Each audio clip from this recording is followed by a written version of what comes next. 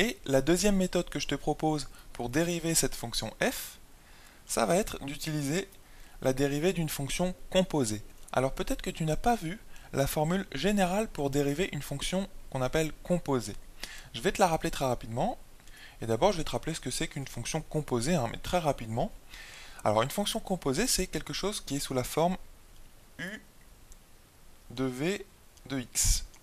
D'accord? Voilà. Donc ça, c'est une fonction composée. Et tout ceci, ça pourrait être, par exemple, f. Notre f de x. Et dans notre cas, on va appliquer tout de suite ceci à notre cas. Comment la fonction f peut-elle être considérée comme une fonction composée? Eh bien, si tu considères que la fonction u, c'est la fonction qui a x associe x au carré, c'est tout simplement la fonction carré, d'accord? U de x égale x au carré. Et si tu considères la fonction v qui a x associe, eh bien ce qu'il y a entre les parenthèses ici, 2x moins 1, eh bien regardons un petit peu. V de x, regardons ce que c'est-à-dire ce qu'il y a entre les grandes parenthèses ici, v de x, tu es d'accord que c'est tout simplement 2x moins 1. D'accord? Maintenant, u de ceci, u de tout ceci, qu'est-ce que c'est? Eh bien, u de tout ceci, il suffit de remplacer dans cette première ligne ici, x par tout ce qui est dans la parenthèse, c'est-à-dire 2x moins 1, c'est-à-dire tout v de x. Ok? Donc, en fait, il suffit de remplacer x ici par 2x moins 1. Ok? Donc on obtient 2x moins 1, le tout au carré. Tout simplement. Donc là, je viens de te montrer vraiment que la fonction f peut être considérée comme une fonction composée, celle de la fonction carré, d'accord, composée avec la fonction v qui a x associé 2x moins 1. Bon, très bien. Et maintenant, pour dériver ce genre de fonction composée, il y a une formule, et cette formule est la suivante.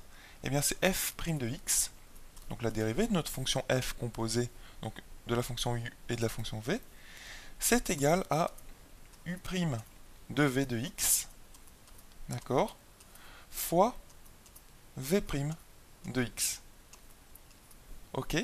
Donc c'est exactement ce qu'on va utiliser ici. Ça peut te paraître un petit peu compliqué si tu n'as pas vu cette formule générale en cours.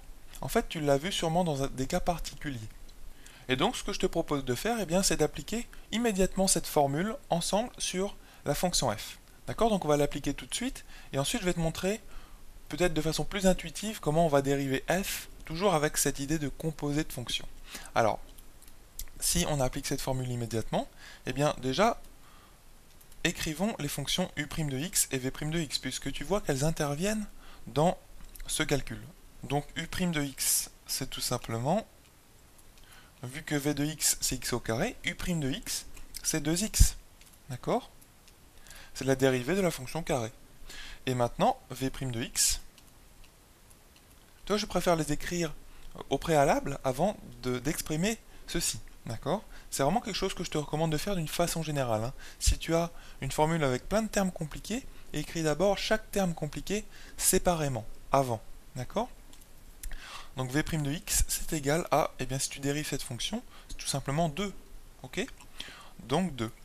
Et ici, on va appliquer notre formule, maintenant qu'on connaît u' et v', f' de x, ça va être égal à u' de v de x. Alors, u' c'est 2x, mais c'est pas u' de x, c'est u' de v de x. Ça veut dire qu'il va falloir remplacer ton x par v de x, dans ceci.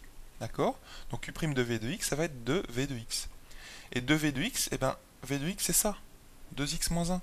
Donc tu vas obtenir 2 v de x, mais v de x c'est 2x moins 1. Donc 2 facteur de 2x moins 1. D'accord? Ici, vaut mieux peut-être que je mette un fois. Ok? Fois, ensuite, v' de x, et v' de x c'est 2. Tout simplement. Donc là, tu vas obtenir aussi la dérivée de ta fonction f', tu vois, en utilisant cette formule sur les composés de fonctions, sur la dérivée d'une composée de fonction. Donc on peut nettoyer un petit peu si tu veux, et on obtient 4, en passant ce 2 là ici, facteur de 2x moins 1. D'accord? Donc exactement la même dérivée qu'on avait trouvée grâce à la première façon de faire, grâce à la première méthode. Donc bien sûr, évidemment, c'est aussi 8x moins 4. Donc ça, c'est le résultat de notre exercice. Donc voilà, pour trouver la dérivée de la fonction f, nous avons utilisé cette formule sur la dérivée d'une composée de fonction. Et peut-être que tu ne l'as pas vue dans ce cas général ici en cours.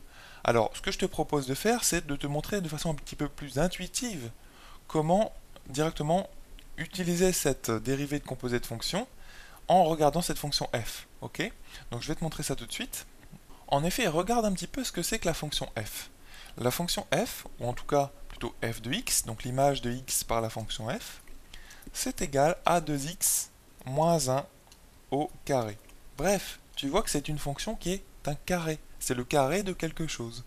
Et ce quelque chose, eh bien, on pourrait tout à fait le noter, comme on l'avait noté juste précédemment, v de x. Tu vois, une fonction de x. Donc, v de x, ok, tout ceci au carré.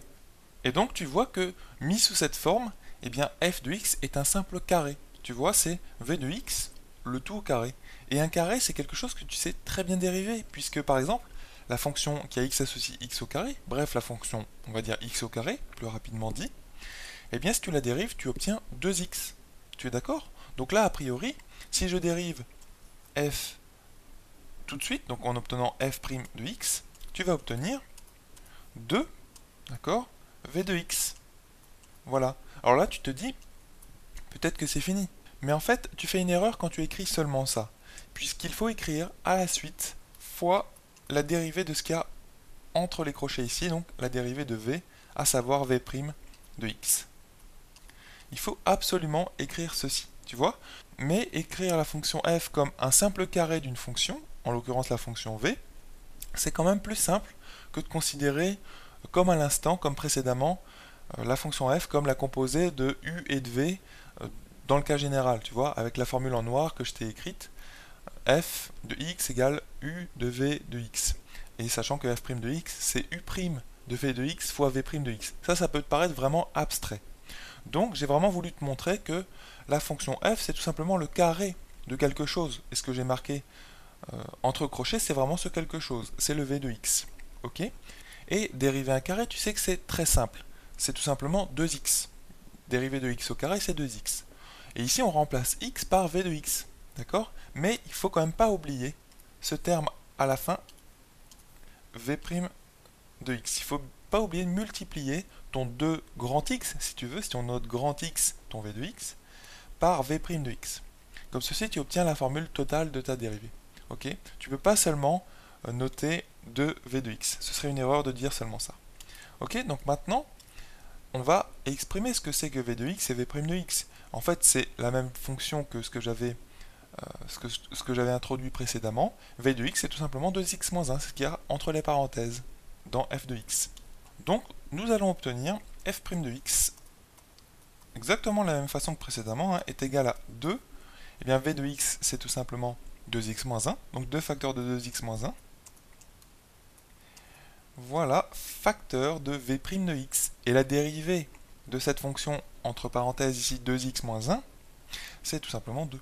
Donc, fois 2. Et tu obtiens à la fin 4, si tu veux, 4 facteurs de 2x moins 1. Donc, toujours 8x moins 4. D'accord, c'est vraiment le résultat qu'on trouve depuis le début, fort heureusement. Donc est-ce que tu as compris ces deux façons de faire pour dériver cette fonction f? Eh bien j'espère en fait, la plus simple, celle qui peut te paraître la plus naturelle, c'est de développer f dans un premier temps, f de x, puis de dériver chaque terme. Et ça, c'est vrai que c'est assez simple. Mais je t'encourage aussi à considérer la dérivée, si tu veux, d'une composée de fonction, puisque il arrive parfois que tu ne puisses pas développer ou que la fonction ne se présente pas sous cette forme et qu'il faille utiliser une composée de fonction. Et ensuite, la dérivée de cette composée de fonction. Donc, je t'encourage à comprendre f comme la composée de deux fonctions. La fonction carré composée avec la fonction à l'intérieur dans les parenthèses qui a x associe 2x moins 1, celle qu'on a notée si tu veux, v de x. Et ensuite, à savoir dériver une fonction, enfin une composée de fonction comme celle-ci, et dans le cas où il y a un carré, comme ici, c'est assez simple, c'est exactement cette formule qui entre en jeu et qu'il faut que tu connaisses. Donc en fait, ici, tu reconnais le 2 grand X, si tu veux, qui est la dérivée de la fonction grand X au carré. C'est 2 grand X ici. Mais il ne faut pas oublier de multiplier par la dérivée de la fonction à l'intérieur, si tu veux, à l'intérieur de ton carré, qui est ici 2x moins 1. Ok? Voilà, donc j'espère que tu as bien compris cet exercice et je te dis à bientôt sur Star en Maths TV.